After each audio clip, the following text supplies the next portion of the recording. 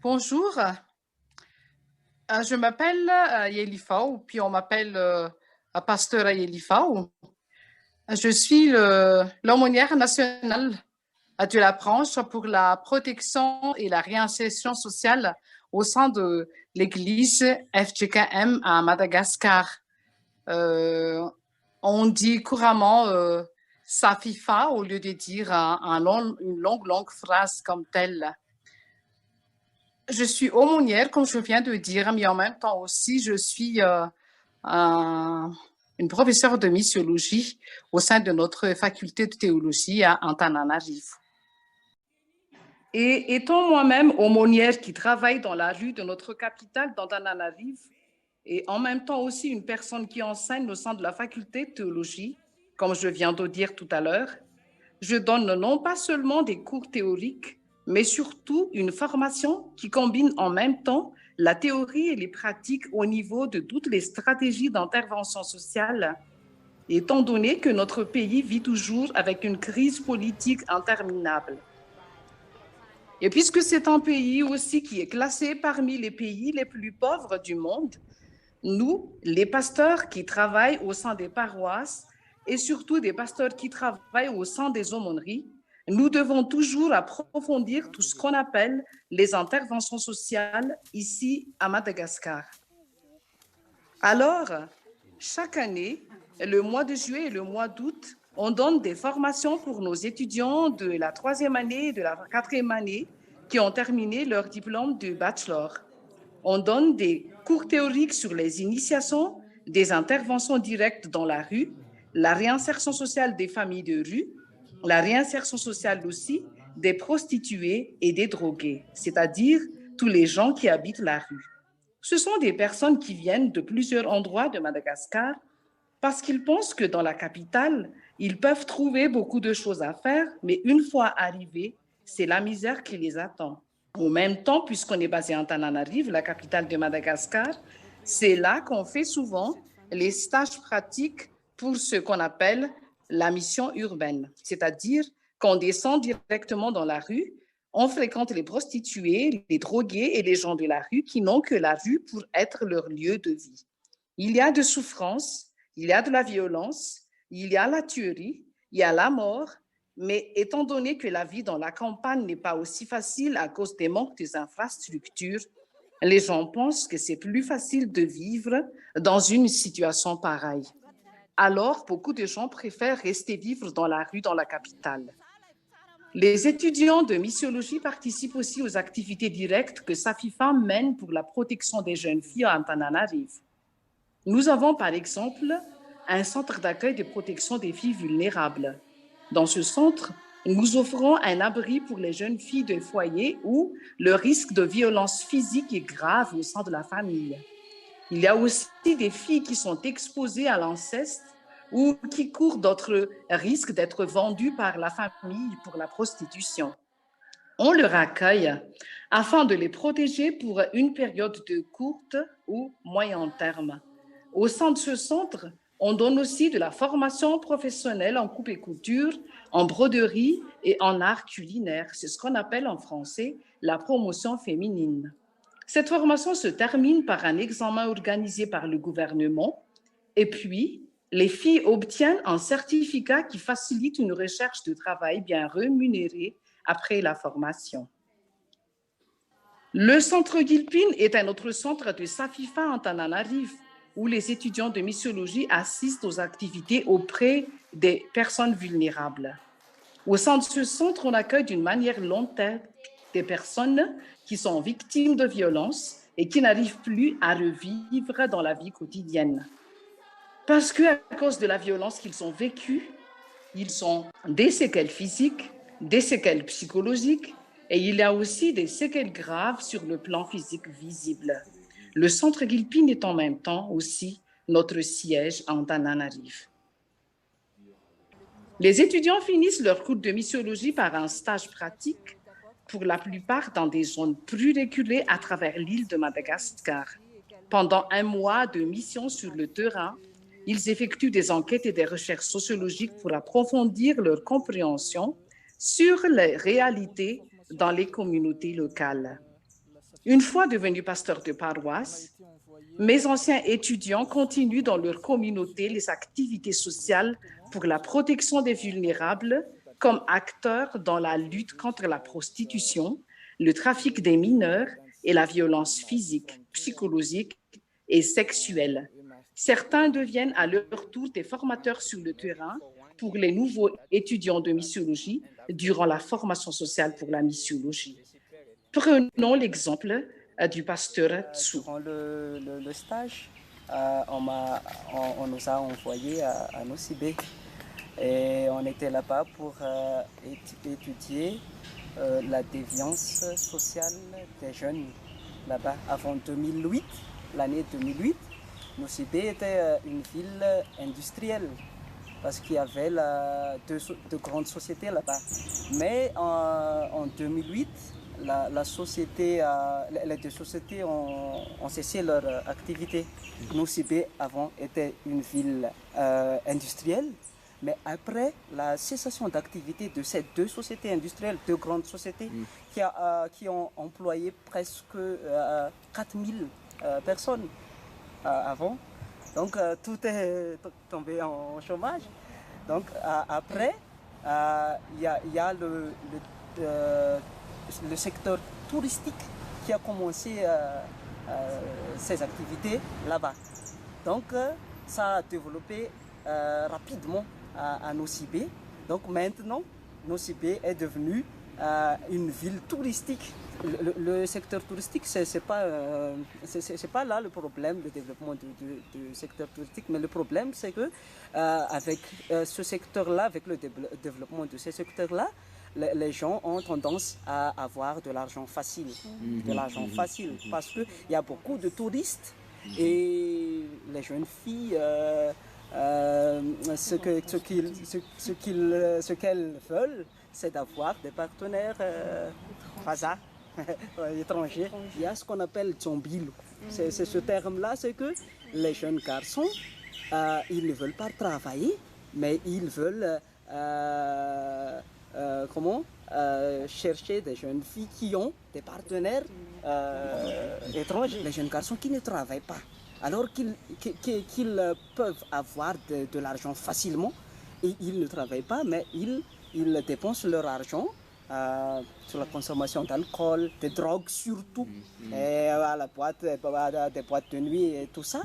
Et donc, c'est pour cette raison que la délinquance, les actes de délinquance s'accroissent à Nosibé. Les gens de Nosibé ne font pas de mariage, même au niveau de la commune et au niveau de l'église aussi. Voilà. Donc, c'est leur coutume même de ne pas faire le mariage civil, parce que leur objectif c'est de se séparer le plus tôt, je veux dire, facilement et le plus tôt possible. Tsu est actuellement pasteur des paroisses Eftika M en Pasmadink et en Tirakambu, où il y a aussi le stationnement des camions. Dans ce stationnement, des camionneurs vivent la prostitution avec les mineurs et font aussi le trafic des personnes. Pasteur Tsu intervient pour protéger les mineurs. Il n'intervient pas seulement directement pour stopper le phénomène en interdisant les chauffeurs et les filles de ne pas être ensemble, mais il discute aussi avec les fidèles de sa paroisse de la culture qui est au fond de ce phénomène et qu'est-ce que l'Église pourrait faire. Tena zavatra tsara satria raha tamin'ny taloloha teo aloha dia mbola sarotra be le manao azy. Fa manomboka hatrana nampianarana mitandrina amin'izany zao aty efa misy mitaridalana amin'izao.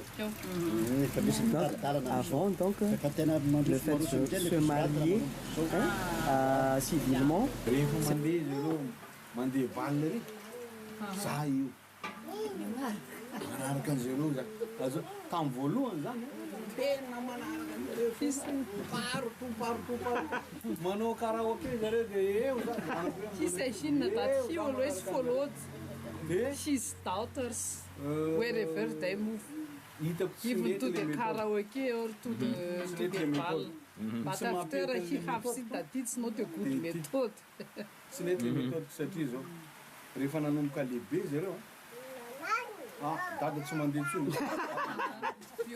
za mi-encadreny zanako izy izy tsisy atahoranao reo fa anao baly zay moramora dia mba tsy mety anao andeha zay ny sécurité aloha assureko izy izy ihany anadany koa hiaraka aminay avec cousin sy ny karazana sika nareo ny kazanaka piandro mama piandro dany tsy mety zavreo sa azafady ny fiantsona nandeha taminareo fa tsy nandeha tany aminay fianareo ny piandro fa tsy zay azafady avelao zay andeha ary mirava fivoriana dia zao ndray farany teneny zareo bon ok reo fa tsy hoany amin'ny boaty zay fa zao organiser tsika balle atao trano dia izay no mandamina anazy non ny tranoko dia tranon'Andriamanitra trano ivavahana ato ny cellule ny atao fononina ny lasa misy balle ndraiky excuse me lasa nareo mivoaka nefa rehefa mivoaka rehefa tena lasa tokoa zareo tsy aleo ve tatiana dia mitelefona le zoklama to fa ahoana tero zazy reo anao balle zay koa anao balle arianana fa aloha fa tsy manino fa zany encadré anazy malahelo mifoka tsy hitanao fa zavatra tsy akasitrahan'Andriamanitra nefa ny zavatra tsy ampy atao amintsika amin'ny ankapobeny dia le fikréena ambiance ao anatin'ny fiainana kristiana zay any amin'ny tanan-dehibe zany amin'ny akamaroany efa tena mipetraka zao nge ny olona nge raha réveillon zany lazaiko ndreo vitsy ny makany amin'ny boîte de nuit any tanan-dehibe fa any am-piangonana daholo ny hevitritsika amin'io zay tsy andraso aloha teneko zahay anoy azy any paster afahanao milaza le ino Comme activité préventive, eux, ils prévoient de construire une école secondaire. Comme ça, les jeunes filles et les jeunes garçons peuvent rester chez eux dans la campagne pour continuer leurs études au lieu d'aller dans la ville d'Ampasmadink. À son tour, Pasteur Tsu est devenu hôte pour le stage pratique et a accueilli l'étudiante Rudzufula.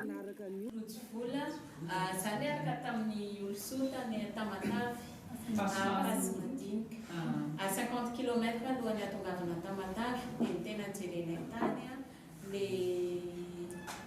le fivarotantena ireo ankizy mpianatry ny collège amin'ireo camionnaire izay mijanona eo amin'ny toerana izay zany le zava-misy naturel tsy fananam-bola dia ny vahaolana napetraky le pasteur mitarika an'le fitandremana zany tomina miasa tsikelikely ny vehivavy satria vehivavy zany hoe miandry karama avy amin'ny lehilahy fotsiny le miasa amin'ny orinasa dia ampianarina mamboly dia ny vahaolana natolony koa ho an'ny fiangonana dia fampianarana satria misy riska be zany fiainan'le ankizy rehefa tratran'izay fivarotantena sy izay vokanrehetra eo fanalanjaza sy ohatrany dia be lehibe tsy miteraka ntsony dia tena hoe mampianatra ny ao am-piangonana mpianatra zany dia mitondra ny fisaoranay aminareo noho ny fanohananareo anay noho ny nanomezanareo ny frais na ahafahanay nanatanteraka an'ilay stage social tamin'ny volana roa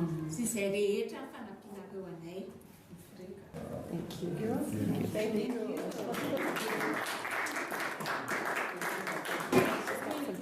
Pasteur Rudzful, elle aussi, porte les fruits de la formation sociale en missiologie.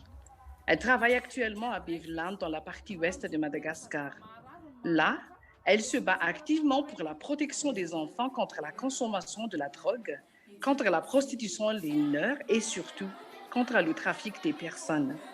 En tant que membre de l'équipe de Safifa qui mène la campagne Mamoud contre le trafic de personnes, Pasteur Rudzful fait aussi partie de notre équipe de formateurs et stagiaires sociales pour la protection des enfants et la lutte contre la prostitution des mineurs.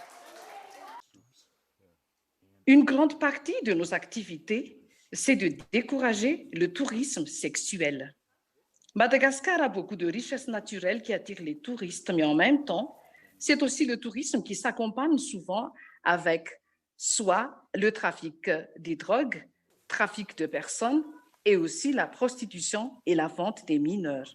Dans ce cas, nous avons beaucoup travaillé dans les lieux qui sont célèbres pour le tourisme balnéaire, comme l'île Sainte-Marie à l'est Et puis, l'île de Nosubé, elle vit au nord.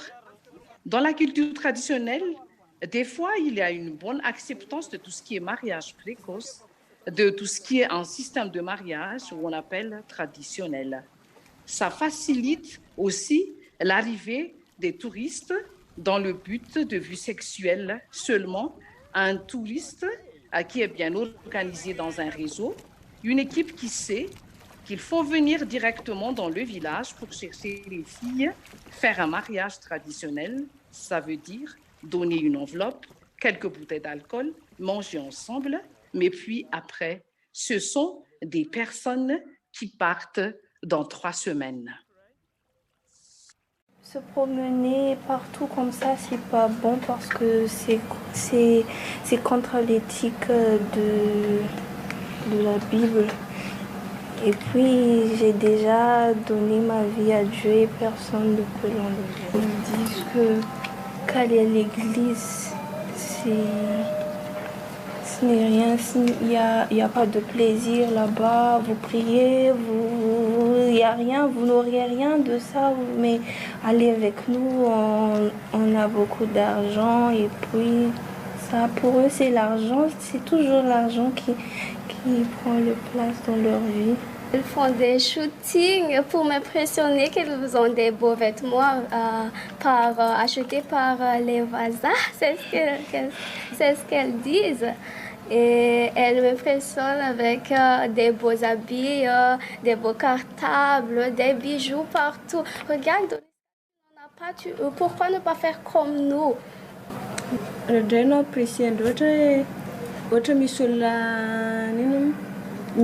Mity anao zegny nefa tsy tianao akory le olo iny dia reo amizay miteny hoe anao tsy tianao hiaraka amin'io io koa no mahavita anao karaha zegny na vazaha na gasy mitovy ihany nefa ny tsy tianao le olona dia reo zany mila apidrika anao aminazy Eux, ils changent de partenaire chaque fois que je les vois. D'abord, il sort avec l'autre, puis l'autre, et puis l'autre. C'est toujours ça, mais il ne reste jamais longtemps. Il y a d'autres qui se marient avec les voisins, mais pas trop de temps. Juste pour son argent ou bien qu'il serait mort, je serais l'héritière de toute sa fortune. C'est seulement ça qui les intéresse. Tsy maharitra fa juste hoe ataondreo fangalana vola fotsiny zegny vazaha iny tsy miharitra ela. Il y en a aussi eux qui font la pédophilie. Les garçons, c'est toujours l'argent qui leur pousse à faire cela. Et puis, ils ont des relations avec des Français et puis ils ont aussi avec des filles qu'ils aiment. J'en ai une amie que son frère aussi, son frère fait cela. Et elle me raconte toujours. Les parents, lorsqu'ils n'ont pas envie de s'occuper de ses enfants, ils donnent aux étrangers. C'est aussi la faute des parents. Mety azahoako vola fa tsy karaha ny tamin'ny taloha tany miankina amin'ny volan'olo fo zegny ohatra anao miaraka amin'zy ke volan'olo fo am'zay zegny tavandray anao haiko za miasa iny fa naka manokana za mitondra izy amin'ny fiainako. Faire de ton ami et pour les attirer de plus en plus vers l'église. De petit à petit, mais pas forcément. Et il faut créer des divertissements ici à l'église pour qu'elles soient attirées, qu'elles ne pensent pas que c'est toujours pour prier qu'on va ici à l'église, mais il faut aussi, par exemple, jouer au football pour les attirer plus ici à l'église et pour qu'elles se sentent mieux ici à l'église. Quand on parle de problématiques de culture, des fois on a besoin des personnes qui sont des originaires et qui viennent de cette culture pour mieux expliquer les dangers que cela présente. À Sainte-Marie, Safifa a une autre équipe sur place, dirigée par le catéchiste Richard. Lui, qui est catéchiste au sein de l'église FJKM à Sainte-Marie du Nord et à Sainte-Marie du Sud, sur l'île qu'on appelle l'île Onat. Richard est le petit-fils de l'ancien roi du Sainte-Marie du Nord. Et avec Richard, il y a encore 6 autres personnes qui collaborent. En permanence comme ça, ils sont encore épaulés par des bénévoles. À Sainte-Marie, leur activité est surtout concentrée sur la prévention du tourisme sexuel. Par exemple, il y a les sensibilisations, les groupes de discussion faits avec les parents. Il y a aussi des groupes de discussion faits avec les enfants. Des fois, on mange ensemble pour montrer notre communion en Christ et pour montrer aussi que l'équipe de Safifa est toujours là pour protéger et pour soutenir les enfants à tout moment où ils ont besoin d'aide. Dans une situation pareille, j'apprécie beaucoup les activités et les interventions faites par notre équipe locale à Sainte-Marie pour lutter contre cette culture qui ne protège pas les enfants.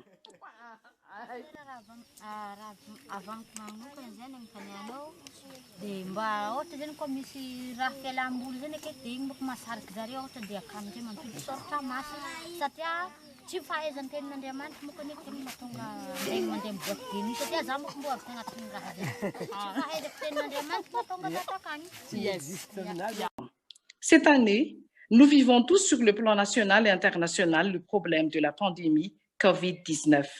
Et durant cette crise de pandémie, on a dû vivre le problème de confinement. Nous avons constaté que ça a vraiment aggravé les actes de violence domestique. Il y a même des cas de violence sexuelle graves comme l'inceste et tout, à part les violences psychologiques et physiques. Parce qu'être confiné dans une situation de pauvreté comme on vit à Madagascar, ce n'est pas du tout facile. D'habitude, la plupart des gens cherchent chaque jour ce qu'ils doivent manger tous les jours. Alors, le fait d'être confiné provoque non pas seulement la peur de la maladie, la peur de la mort, mais aussi et surtout la peur de mourir par la faim. Tout ça provoque des tensions au sein de la famille. Au début de cette année, on avait lancé un projet qui s'appelle MIAR. MIAR veut dire protéger. Et c'est grâce à ce projet, à la collaboration qu'on a fait avec la PCUSA, qu'on a pu ajuster les plans pour pouvoir subvenir aux besoins matériels, financiers, nourriture et tout, pour 36 familles vulnérables pendant cette période de la pandémie. Et quand le confinement a commencé à s'ouvrir de manière partielle, on a aussi pu aider ces familles pour la scolarisation de leurs enfants, puisqu'on sait bien que durant le confinement, les parents n'ont pas du travail, ont du mal à trouver de quoi manger, et puis après, il y a l'ouverture de l'école. Notre équipe circule toujours au sein des centres de santé de base et dans les hôpitaux, là où les mères doivent toujours venir pour faire le check-in médical des nouveau-nés pour faire la vaccination. On a distribué des masques, on a partagé des tracts contenant des paroles encourageantes pour leur permettre aussi de partager avec nous de ce qu'elles vivent au sein de confinement et de discuter ensemble aussi sur les idées pour la vie future, sur la reprise des activités. Ces conversations ont servi surtout pour les encourager et les orienter pour mieux vivre dans la vie quotidienne. Pour terminer, moi, j'aimerais personnellement encore remercier le Presbyterian Church des États-Unis pour votre soutien spirituel, pour vos prières, pour votre amour manifesté par les actes. Merci pour les soutiens matériels et financiers que vous avez offerts pour Safifa à travers le projet Miaru, qui consiste à lutter contre la violence domestique et à protéger les jeunes filles vulnérables et surtout aussi à redonner de l'espoir pour les femmes victimes de cette violence domestique.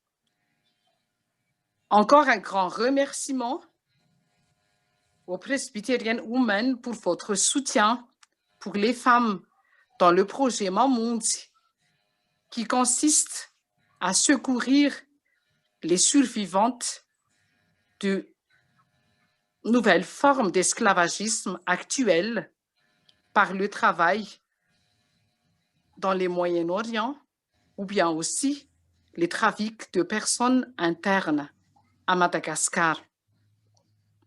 Particulièrement, j'aimerais remercier aussi les missionnaires du PCUSA, Christy Baud et Douglas Stilton, qui nous accompagnent toujours sur le plan spirituel, sur les plans stratégiques et sur le cadre des activités au niveau conseil, au niveau intervention interinstitutionnel, je peux même dire au niveau des interventions diplomatiques, quand on fait des activités de secours au Moyen-Orient, quand on fait des activités de sensibilisation pour la protection des femmes et les jeunes vulnérables. Et je souhaite aussi une bonne continuation pour les activités de Mission Network aux États-Unis. Et je souhaite aussi à tout le monde une bonne continuation de votre discussion et que Dieu vous bénisse dans toutes vos activités. Merci.